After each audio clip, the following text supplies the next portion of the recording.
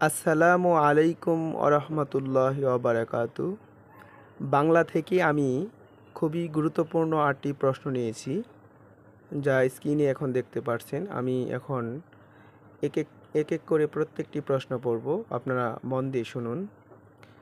অবিরাম শব্দের অর্থ কী? সুন্দর। অবিরাম শব্দের অর্থ কী? সুন্দর। প্রশ্ন 2, অ্যাটাস্টেড এর বাংলা পরিভাষা কোনটি? সত্যায়িত, না থাকলে প্রত্যয়িত দিব আমরা। 3 নাম্বার প্রশ্নে যদি আমরা চলে আসি, ধারা দিয়ে কর্তৃক বাংলা ব্যাকরণ অনুযায়ী কোন বিভক্তি? তৃতীয় বিভক্তি।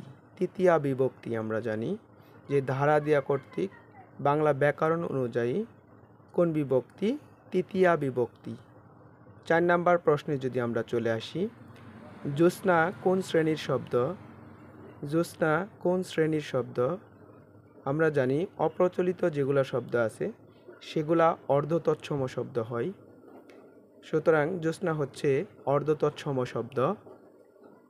কোশ্চেন নাম্বার আমরা যদি 5-এ চলে আসি, জিজিবিষা শব্দটি দিয়ে কি বোঝায়? জিজিবিছা শব্দটি দিয়ে কি বোঝায়? বেঁচে থাকার ইচ্ছা। 6 নাম্বার প্রশ্নে যদি আমরা চলে আসি, অর্ণব শব্দটি দিয়ে বোঝায় মাকড়সা। 7 নাম্বার প্রশ্নে যদি আমরা চলে আসি, শরতের শিশির বাগধারা ধারা শব্দটির অর্থ হলো সুসময়ের বন্ধু। শরতের শিশির বাগধারার শব্দটির অর্থ সুসময়ের বন্ধু। সর্বশেষ 8 নাম্বার প্রশ্নে যদি আমরা চলে আসি, বাক্যের ক্রিয়ার সাথে অন্যান্য পদের যে সম্পর্ক তাকে কারক বলে।